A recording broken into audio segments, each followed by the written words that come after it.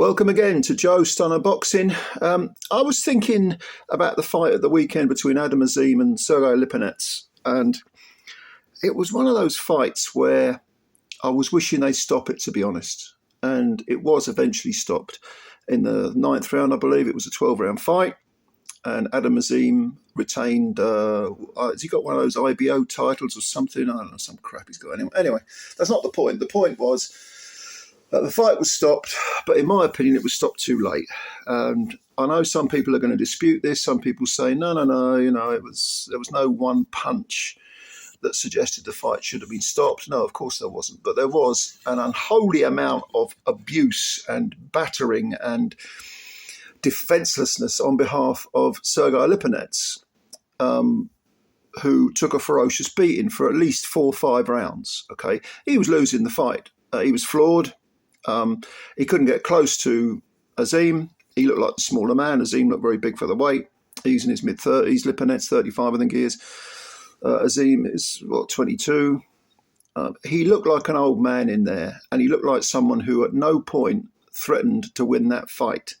And yet he took, for at least half of the fight, an absolute shellacking. Now, there was no one punch that stopped the fight. But the amount of full-blooded headshots that Azim landed flush on Lipinets, especially the uppercuts. He couldn't miss with that uppercut, and it was pinging Sergey Lipinets' head back. It was almost, it was swiveling around, and in fact, I think it was an assault. Another uppercut landed that made the referee move in and stop the fight. But I was hoping that the corner would stop the fight, or the ref, at least 2 rounds before that. And as it happens, Lipinets is okay. His career, I think, is probably over now, certainly at world level. I don't particularly want to see him in a boxing ring again. He was just getting hit too much. And previously, he had a good win over Robbie Davies Jr. over in America, and he floored Robbie Davies a couple of times, I think. So it's not like he didn't have any good form. But there's just too much punishment being taken. And I was thinking this is going to end badly. Now, the last time I had those feelings watching a fight was between Charles Conwell and Patrick Day. And that was back in 2019, back end of 2019, October, November's time, maybe. Last third of the year anyway. So we're talking, 4.5 years ago, roughly, a little bit less, 4 years and a few months. And I just had this ominous feeling watching that fight. And in fact, Patrick Day was knocked out in the 10th round. And it was one of those shocking knockouts because this sounds a little melodramatic, but as he was falling, it was almost like the life left him. And he crashed unconscious onto the canvas, onto his back. And afterwards he died. And that fight, to me, Patrick Day against Charles Conwell, although Conwell was winning it, it was more competitive, in my opinion, than Adam Azim versus Sergey Lipinets. Now, the last 2 rounds, obviously the 10th round, Day was taking a lot of punishment, maybe the last 3 rounds, so 8, 9 and 10. He was taking too much punishment, in my opinion. And the referee could well have stepped in, or the corner could have stepped in and stopped it. I don't think anyone would have complained. Maybe pulled him out with my hand hurts, or, my shoulder's gone, or some bullshit like that, just to sort of save a bit of pride, but at the same time, stop him from taking more punishment. That was only a 10-rounder. That was not a 12-rounder. The Patrick Day fatality. Prior to that, there was a fight, I think it might have been the same year or maybe the previous year, 2018, 2019, between Subriel Mateus, who, as we know, Puerto Rican who hits like a battering ram. He fought a guy called Dadashev. And Dadashev was stopped, I think, after 10 rounds by his corner. Buddy McGirt was his trainer. And afterwards, he left the ring off his own steam, I think, but vomited in the dressing room, was taken to hospital and died. And that was a slow, grinding beating as well. But at the same time, even though I didn't think Dadashev was winning the fight, he was giving Mateus plenty to think about. It was only those last few rounds where he was shipping chronic punishment. I mean, the guy had a great chin, which is sometimes a curse, as we know. Same as Patrick Day. I mean, he took a good shot as well. I think he came into that fight with about 17 wins and 2 or 3 defeats, but he'd only been stopped once previously against Conwell. Conwell was undefeated and is still undefeated, actually. He was 10-0 at the time. He's 21-0 now, and he's got a big punch. He's currently got 17 KOs in 21 wins, no draws, no defeats. So we're talking about men with good chins who faced punchers. Adam Azim is not renowned as a puncher, but sometimes that can be a curse because it means even though you've got the technical, mechanical ability to land clean shots, yes, you don't have that one-punch knockout power, but the accumulation of punches will grind you down.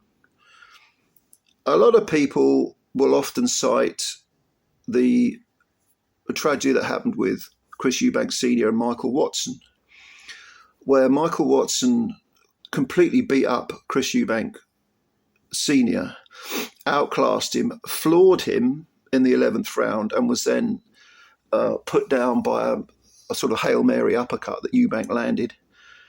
And if you remember, I believe his neck or the back of his head ricocheted off the bottom rope. And that punch is seen as being the punch that caused the damage to Michael Watson. In all likelihood, it probably wasn't that one punch. It was probably the accumulation of punishment in a competitive fight. Even though Watson was winning the rounds, he was having to work for them. And Eubank himself, an unbelievably tough man, was landing punches of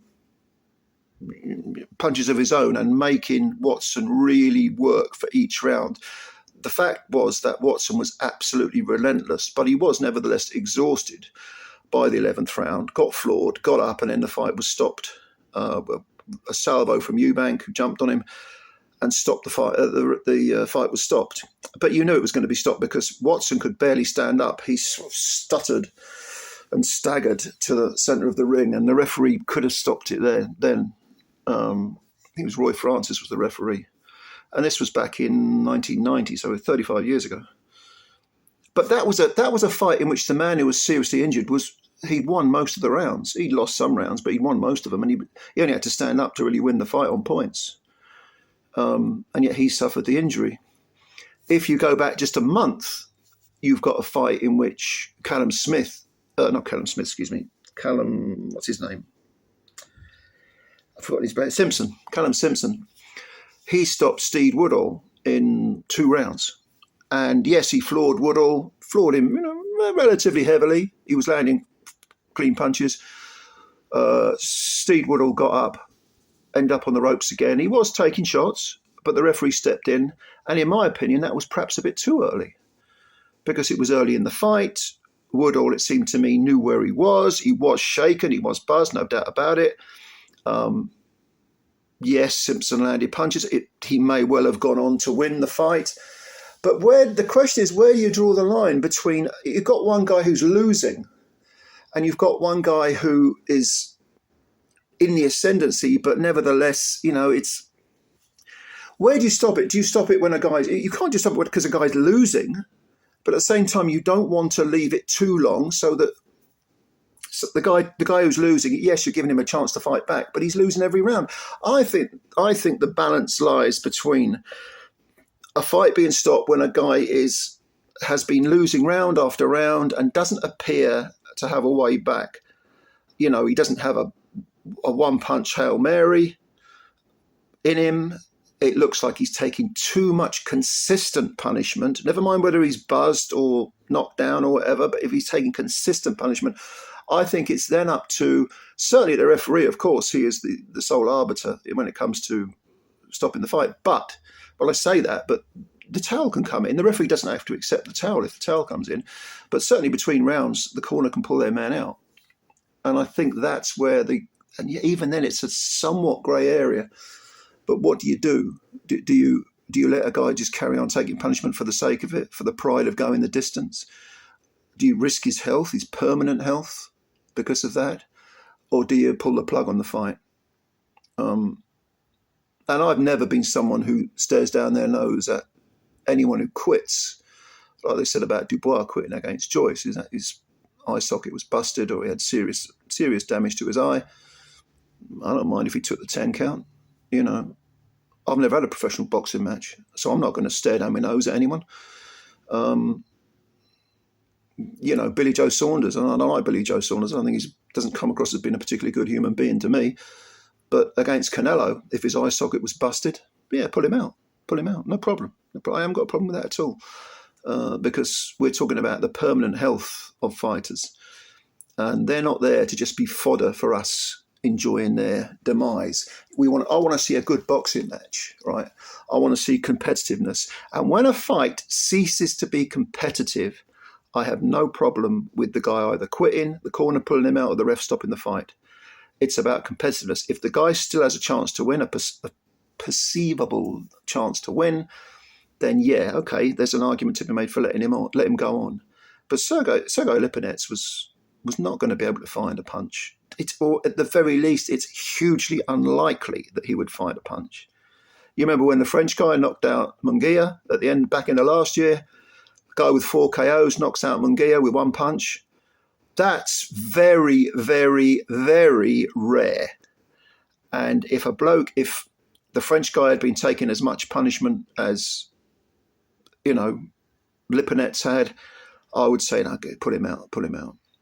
Even though we now know he landed that God almighty thunderbolt from the blue and knocked out Munguia. But that's so rare, you can't take a chance with people's health, not their permanent health.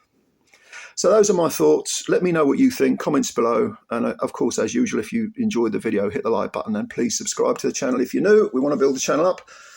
Thank you very much, ladies and gentlemen. Enjoy the rest of your day and bye for now.